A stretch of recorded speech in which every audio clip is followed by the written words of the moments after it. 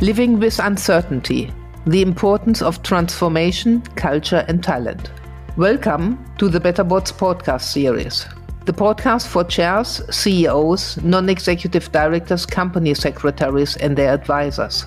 Every episode is filled with practical insights and learnings from those inside the boardrooms. We discuss what really matters and highlight actionable steps you can take to enhance the performance of your board. Frequent listeners know that we conduct board evaluations. In almost every board evaluation we conducted in the last 2 years, we hear about the importance of transformation, culture, and talent. And yet, these exact skills are very often lacking in boardrooms. So I'm absolutely delighted to talk with Devyani Vaishampayan. I hope I pronounced this correctly. Devyani is Remco Chair and NED at Broadbent PLC and Supply Chain Coordination Limited, and an independent non-executive director on the Audit Board of ForvisMazars. She's a fellow at Chapter 0, an organization focused on climate and board directors, and a board mentor with critical eye. Devyani, thank you so much for making time and contributing to the Better Boards podcast series. And thank you so much, Sabine, for the invite. I'm really looking forward to this. Devyani, you have served on so many large, really complex organizations for over 30 years as a chief HR officer. And I frequently see in our board evaluations that there is a gap between the perceived importance of HR and the state of development of real HR knowledge on boards. First question, why are so few HR professionals taking a seat at the top table? Well, you're right, Sabine, that it's still quite rare to find HR professionals on the board. And I think because there's a perception that HR is a support function, that HR professionals lack business acumen, and therefore they can't be a strong partner to the board. But I personally think a little differently. However, it also depends, I think, if HR professionals actually demonstrate a few things that are different. The first is it's really important that you demonstrate a commercial mindset. Now, it's easy to say that, and there is an opportunity, but there are still some HR heads who are not part of the group exec team. So I think it's really important not just to be a part of the team, but to think of any business conversations within the context of commercials, financials, business case, impact on the customer, rather than just having an internal view. And I think one way to do that is often to take up a role outside of HR, which again, probably few HR professionals have done. But even, for example, I did a market strategy role, a market planning role. You could do a customer facing role. And I think that makes you a little more rounded. I think what also helped me personally is I was an entrepreneur for 8 years. So I had to raise money, I had to run a business, and then I completed a successful exit. So I think if you keep an eye out for ways to develop your commercial acumen, I think HR professionals can become more valuable. Absolutely. I mean, particularly in light of the topic of this podcast and what we are seeing, it's really important that an organization has the ability to transform. Culture has become much more important. And as we all know, the war for talent is on. And in light of all these challenges and the sheer speed of change, we really need these abilities. And explain to us why all of this is so crucial now. Well, I think it's getting really crucial. And I'm glad you used the word crucial because it's not just important, it's getting crucial. And that's not because change and transformation wasn't happening earlier. All organizations have been facing, changes in markets, changing in customers, geographies. But I think the speed of change today is very different, whether it's geopolitical, whether it's the way customer expectations can overnight change. And then, of course, we've seen the last few weeks how tariffs and completely unexpected things, they are big factors, and the organization needs to realign or repivot very, very, very quickly. And that speed is something that wasn't seen earlier. The second factor, I think, that is contributing to this is the pervasive kind of influence of technology. Now it's no longer about, technology transformation is your back office or it's a project. I think on all fronts, whether it's your business model, whether it's customers, whether it's employees, whether it's everything, technology is like, not just all encompassing, but again, the speed, Gen AI, So I think what a lot of organizations are grappling with, therefore, is how do you have the right leadership capability to deal with challenges which are beginning to look very different? How do you have skills and capabilities within your workforce which can help you deal again with this? And last but not the least, how do you have a culture that is far more agile, that is where employees still feel engaged, given that levels of trust between employees and management is decreasing very rapidly? So the whole issue of culture and transformation now and the challenges are looking very different, primarily because of the speed of change. And what impact does AI have on all of this? Probably make it even faster. Well, I think it's a cliche now, but again, every second person is talking about AI, but very few realize how swift the change is happening. And personally, as someone who's been very involved with AI over the last 8 years, I think AI is both an opportunity, but from a board's perspective, it's also a risk. And so you have to understand both. If I look at the workforce, which is really my area of specialization, there is no doubt there is going to be an impact on jobs. Either jobs will disappear or they're going to be restructured, and it's happening very quickly. But equally, I think there is an opportunity here in terms of the skills needed and the capabilities, which are going to look very different given how organization roles are changing. So jobs are disappearing, skills and capabilities need to look different. But equally, I think engagement levels, AI can be an opportunity to improve engagement. I mean, some of the AI solutions I've worked with very closely, whether it's capturing culture, whether it's capturing sentiment, but also things such as coaching, mentoring, which earlier needed a lot of investment, was meant only for senior levels. I think you can deploy AI in a very cost-effective manner so that you can give it, almost democratize the use of it to across a much larger population there. So there's a huge opportunity in terms of leveraging AI. But equally, I think you need to understand the risks. There's the risk of data privacy. A lot of employee data, increasingly, it's not just about your name and address. There's so much about employees that organizations now hold. So the data risk is definitely a risk. But data privacy, then you also have the risk of bias, because the more AI solutions you do use, whether it's for recruitment, whether it's internally for performance, you are going to have to make sure that bias is not there. And currently, there is certainly a level of fear amongst employees about how AI is going to impact the jobs. So I think, again, as boards, and I'm really talking as someone who's a board member here, boards also have to get far more cognizant about this. And let me give you a very simple example. Just last month, a large international law firm did, for 1 week, they kind of monitored employees, how employees were using ChatGPT. And they found there were, for a workforce of 1,000 employees, they found there were 50,000 hits to Grammarly, which is a very basic AI tool. There were 32,000 hits for a ChatGPT, the free one that you get available. And what was the response? They promptly turned everything off. They put in a rule saying anybody who wants to use any kind of ChatGPT or AI has to get formal permission from the IT function. Now, this simple example illustrates how most senior management and boards don't understand how a response like this is going to alienate employees. Rather than acknowledging this is something that can be useful, productive, but you have to manage the risks of making sure that information doesn't leak out or access to it is done in the right way, I think their response is to clamp down. And this is a very fast changing environment. And so boards have to get far more cognizant about how AI needs to be used and deployed and what its impact is. Let's come back. I mean, we could talk for hours also on AI, but let's come back to our topic of transformation, culture, and talent.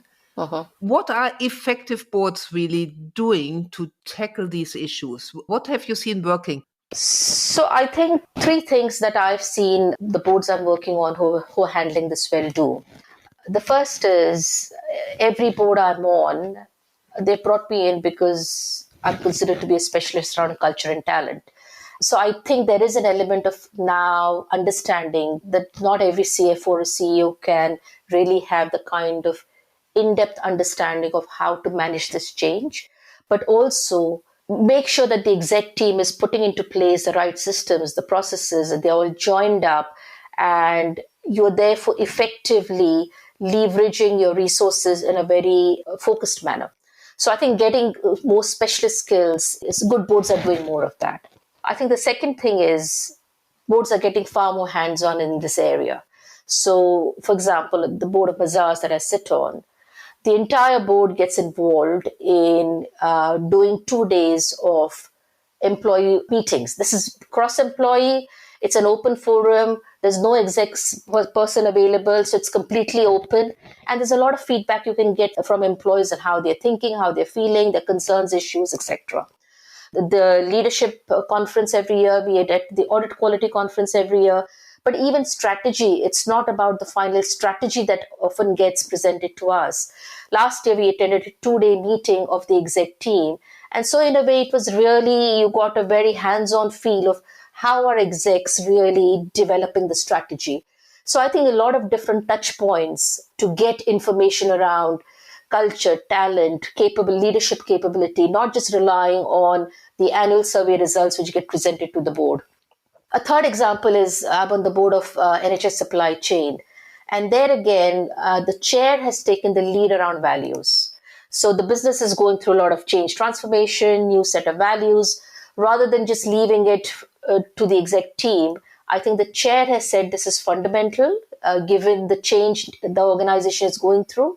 And so I think, in summary, the board needs to lead more on this area, provide more engagement, but also be more hands-on in understanding what's happening on the ground. That's an interesting point, because you said hands-on at board level. I know quite some executives from the interviews we do as part of board effectiveness evaluations that have a real problem if the board becomes too hands-on and they feel that they are overstepping their role. How do you make sure that this isn't perceived like this? I think a big difference is, what are you using that information for and how are you using it? Are you using to support the executives? Are you using it to inform them better? Are you using to help them guide into what's next, given most exec teams are no longer in a situation where they have complete clarity on what they should be doing? So you've heard of the very famous saying, nose in, hands out. So when I meant hands-on, what I really meant is having more access to what's happening on the ground, but using that then to help the execs.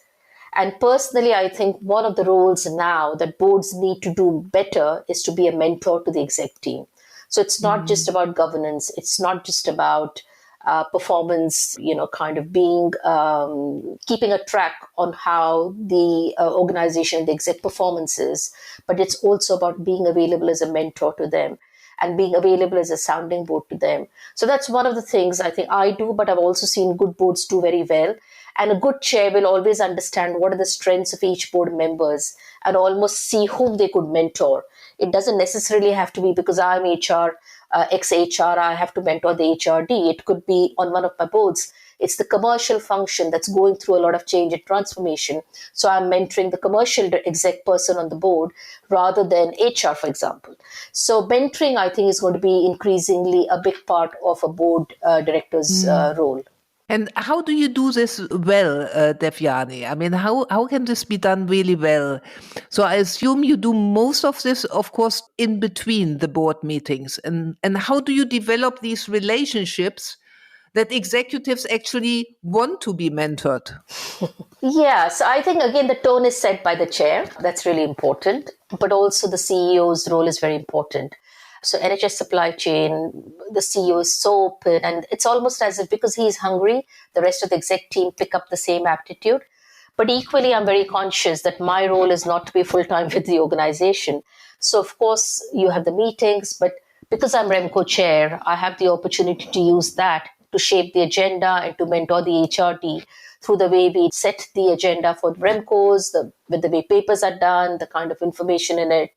But then equally, technology, what I try and do is we are doing a big rollout of technology at NHS Supply Chain. And I try and bring 2 or 3 functional heads together and use more of a multidisciplinary approach. And this obviously is done in between board meetings, but conscious of the fact that they have a full-time job. So whatever you're working with them is something that's really important for the business and important to them.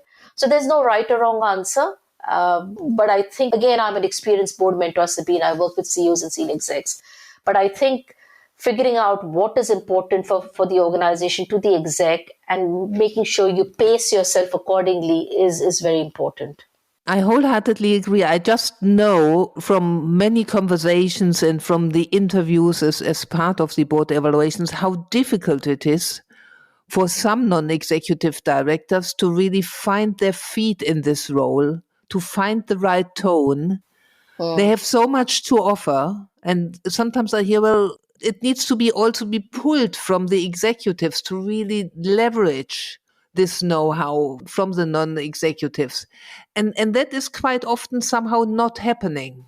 It's often a case of maturity of the organization, maturity of the exec team, the tone set by the chair. I think there's lots of different factors. So you have to first get a sense of where is the exec team and are they ready for this? And then what do you do? Sorry, I'm really interested in this one. Do you proactively offer it? Do you actually pick up the phone or do you schedule some coffee meetings with executives to get to know them? How do you do this? So I think there's a couple of different ways. So supply chain, for example, as I said, apart from the regular board meeting, and it's very difficult to do it off the board meeting, to be honest, because that's quite a structured process. Yeah. But the Remco is a good example. It's more up to me and we decide. And through that, I can pull in some of the right conversations with different people. Equally, I'm part of the performance committee and the change committee. And again, those are 2 touch points. So I think subcommittees often can be a good way because you're diving into more details there, the subcommittee level. You're doing it on areas or topics where the execs are preparing for it. And if you feel that there is something else that needs to be done, or you can almost advise the exec a little more, then that provides you a good outlet to get into that kind of relationship. No, fantastic. Sadly, we have to come to an end. And at the end, always this mean question. What are the 3 things our listeners should take away from this podcast? I think firstly, for those HRDs who are on the listening to this, I think HRDs have a great advantage, similar to the CFO, of working with the board even when they are in an exec position. And I think they should use their role really advantageously to try and, shape the agenda, understand how the board works, but also position themselves as sounding boards to the chair around leadership areas. Because apart from the CEO, the chair and the board really have no one else they can rely on. So you need to make sure you're using your role in an exec HR capacity more effectively to prepare yourself for a further board role. But equally, I think anyone today can't rely just on their exec skill set. You have to almost upskill yourself to make yourself more interesting to boards. So in my case, for example, while culture talent was my core expertise, AI and climate are 2 areas where I've spent time, upskilled myself, gained qualifications, and therefore are more attractive to boards than I would have been. So I think upskilling yourself in different ways is also important.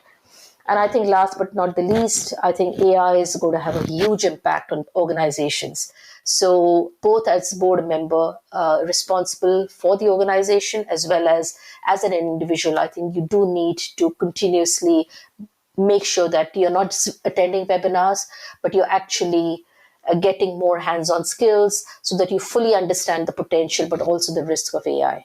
Devyani, thank you so much for contributing to the Better Boards podcast series. Thank you. Thank you so much, Sabine.